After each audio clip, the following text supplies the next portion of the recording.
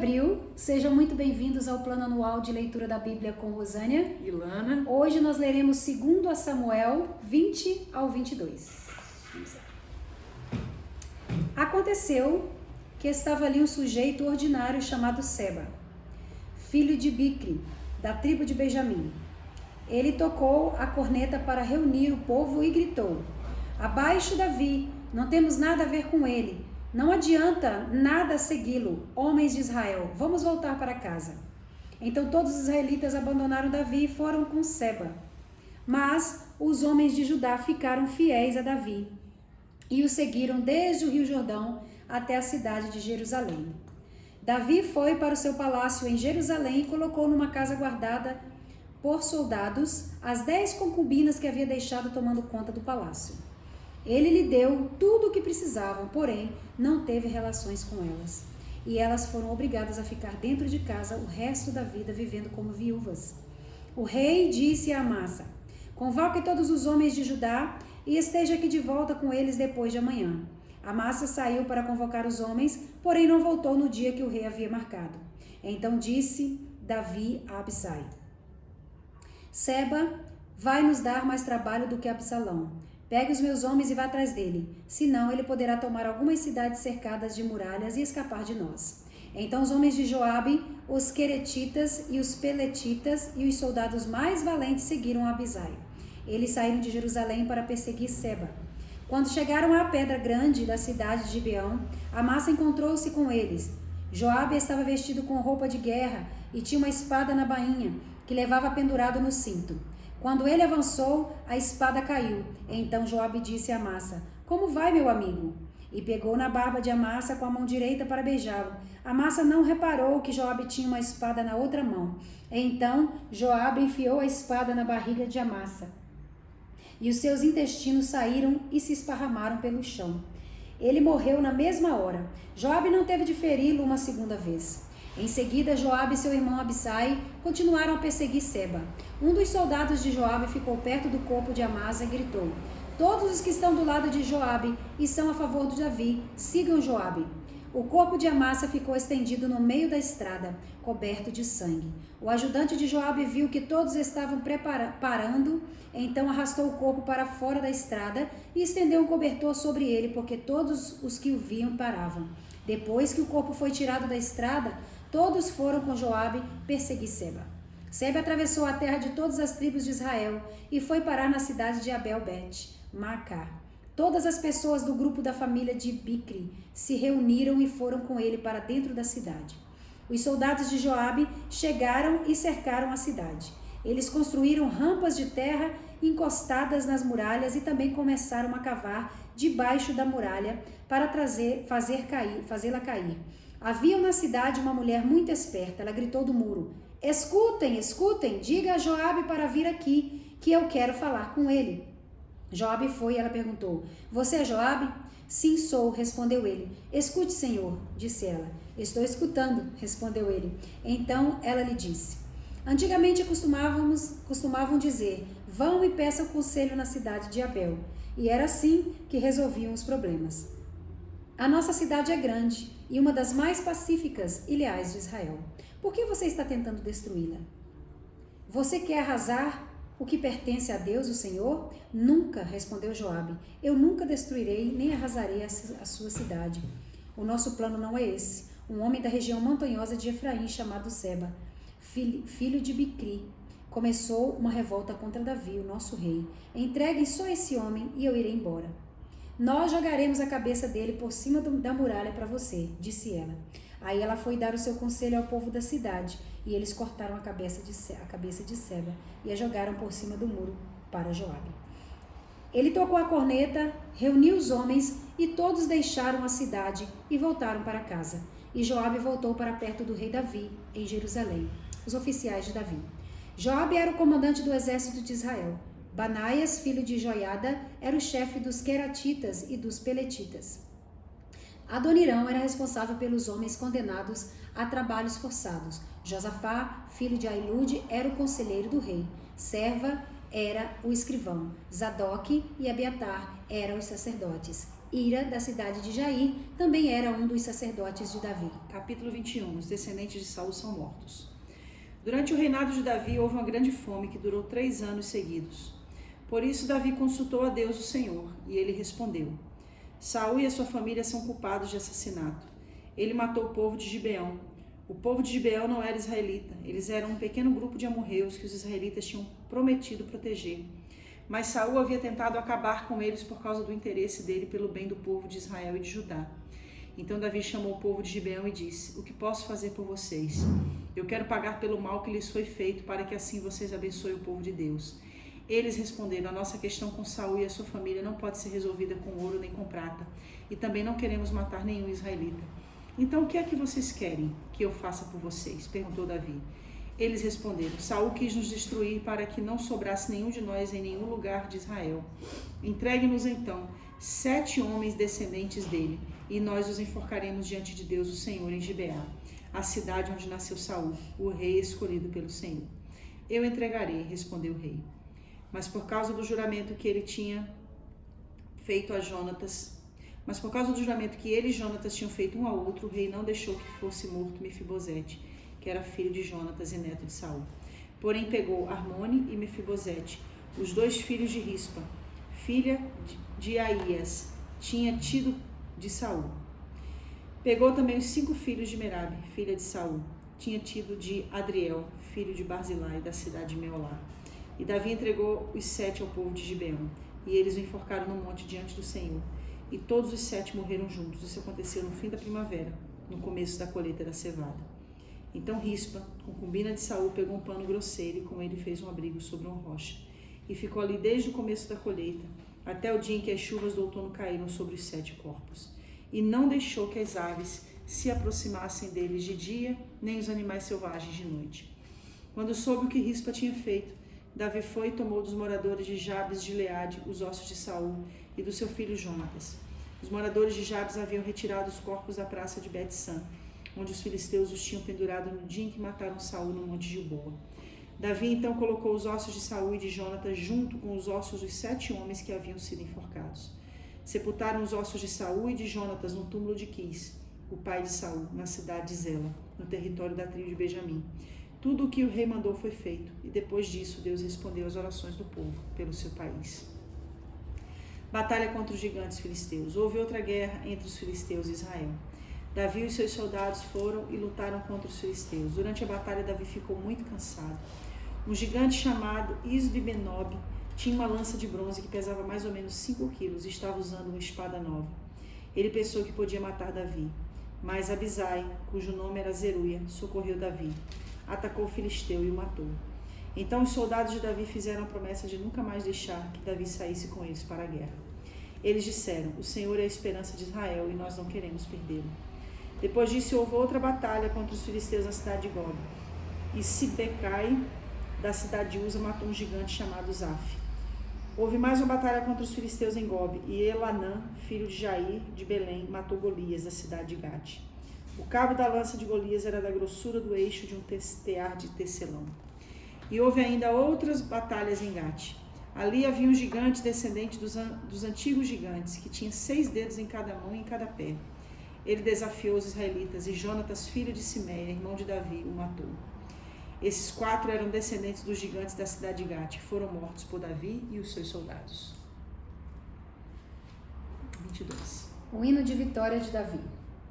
Este é o hino que Davi cantou a Deus, o Senhor, quando ele o salvou de Saul e de todos os seus inimigos. O Senhor é a minha rocha, a minha fortaleza e o meu libertador. O meu Deus é uma rocha em quem me escondo.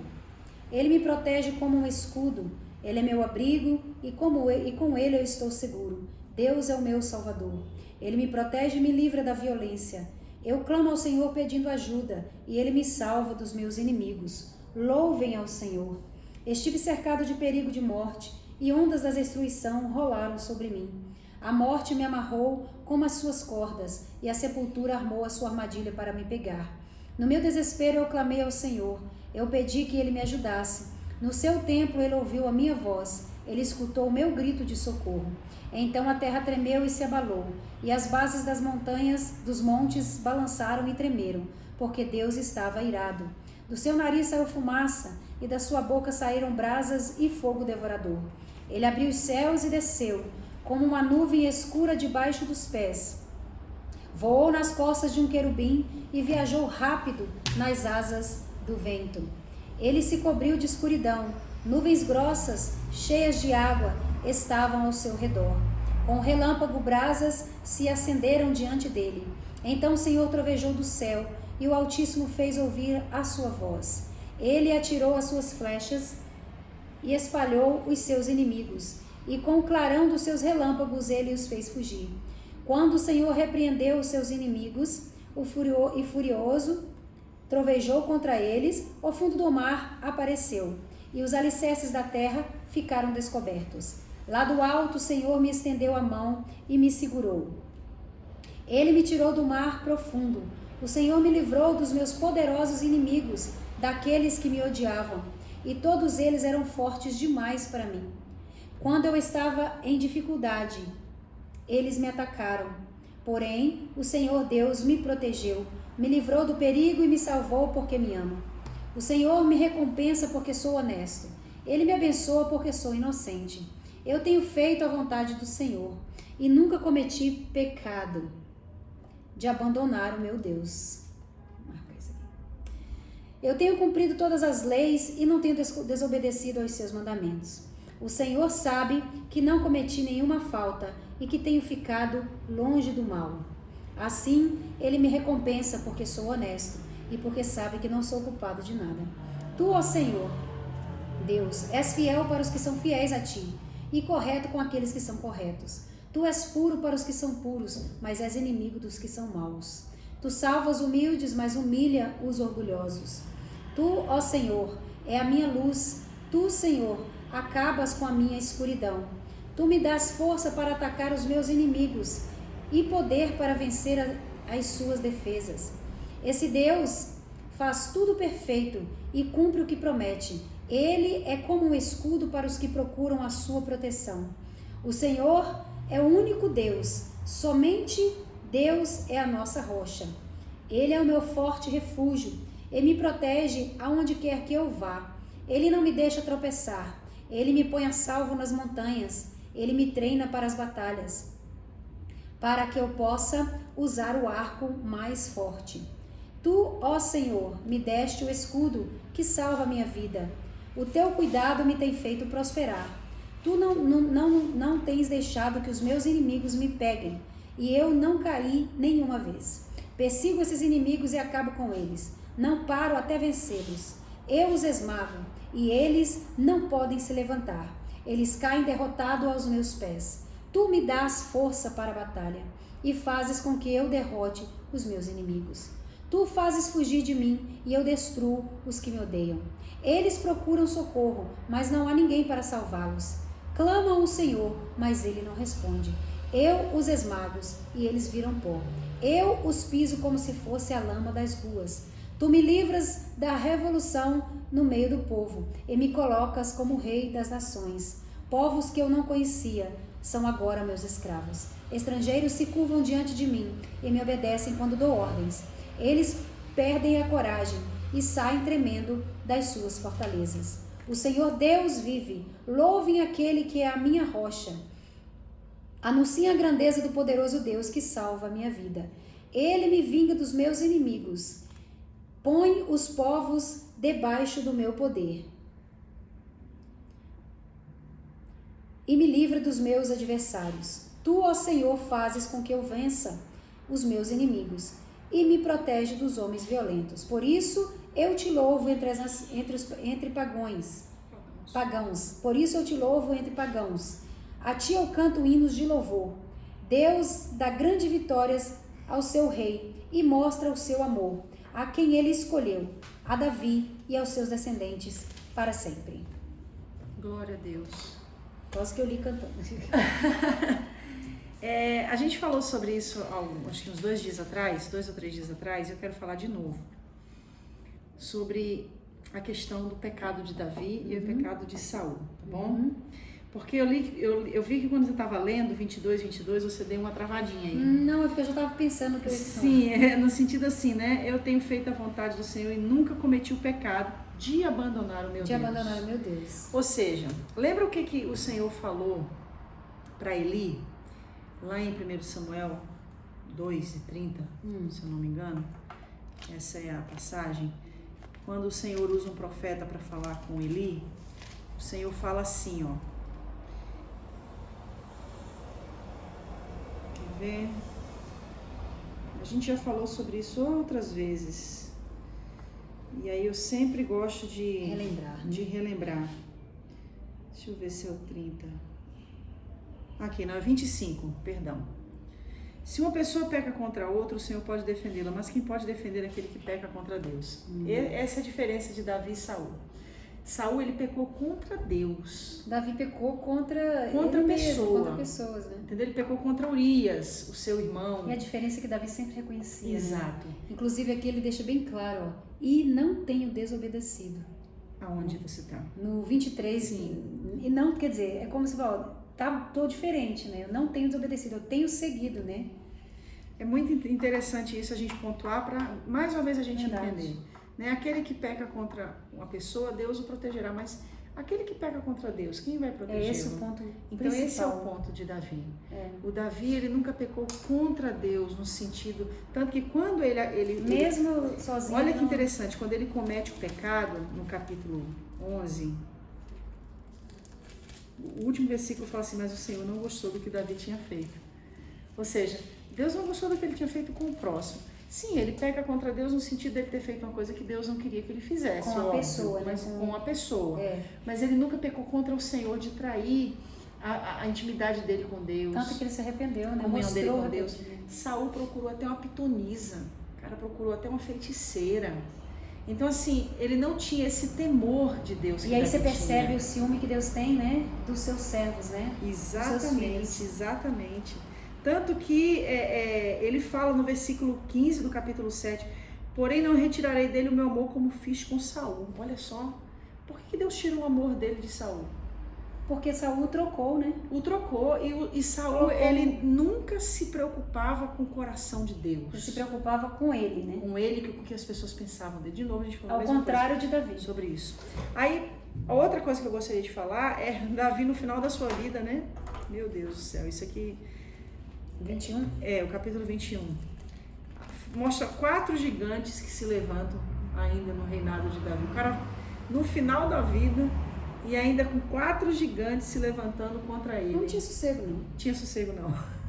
Quando eu falo isso, eu falo no sentido de que nosso descanso não é aqui. Não é aqui. Decididamente, nosso descanso é aqui. Cara velho. Vamos colocar isso na cabeça e parar com esse negócio. Olha, ele pensou que podia matar Davi. Quando Davi foi atacá-lo, então ele viu que ele não conseguia, né? Porque ele já estava velho já. Né? Aí outro soldado dele foi lá e ajudou ele. Ainda bem que ele tinha homens fiéis, que estavam dispostos ele construiu, ele construiu toda exato, a sua história, né? Exato. Apesar dele mesmo, ele construiu uma história. E o que mais me chama a atenção é isso. 4 gigantes. Isbi-Benob, Saf, Golias e o outro que não se diz o nome, mas que tinha 6 dedos em cada mão e em cada pé.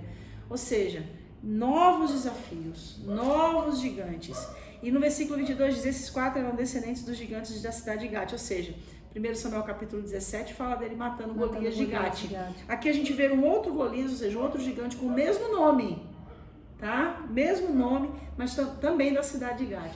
Ou seja, imagina... Já tinha uma velha mágoa de Davi ter matado Golias. Imagina, é isso que eu ia falar. De Gade. Imagina, o pessoal já cresceu, os gigantes que foram surgindo naquela época já... Davi matou Golias, nós né? vamos ter que... Imagina a fúria dessa galera. Que revidar, que matar Golias, Davi porque ele matou Golias, o pai dos gigantes, enfim. Mas ele tinha homens fiéis que o amavam, né? O Senhor... capítulo 17. É a esperança de Israel e nós não queremos perdê-lo. Coisa linda. É bonita essa expressão linda, da galera de Davi, né? É linda, é linda. É linda. É lindo, vamos gravar. É isso, gente. Vamos construir pontes, gente. Não vamos quebrar pontes. É verdade. E não vamos nos esquecer que quando a gente pensar que as batalhas estão diminuindo, tem mais gigante aparecendo. Porque o nosso descanso não é aqui, como Não é você aqui. disse, né? É lá na E eu glória. volto a afirmar para a gente terminar esse devocional de hoje. Independente do tempo, da situação, do cenário que você está vivendo, se agarre a Deus e valorize o que Deus pensa de você. E a outra coisa que eu queria falar é o que eu acabei de falar, eu quero retificar, falar novamente mais forte. Não queime a ponte. Deixe a ponte funcionando para que você mais tarde tenha o apoio daqueles que você está construindo fidelidade. Tem inclusive um ditado em americano que diz, né? Não queime a ponte, você pode precisar dela. Não queime a ponte. Deus abençoe vocês e até o capítulo 23. Até lá. Para encerrar, 2 Samuel.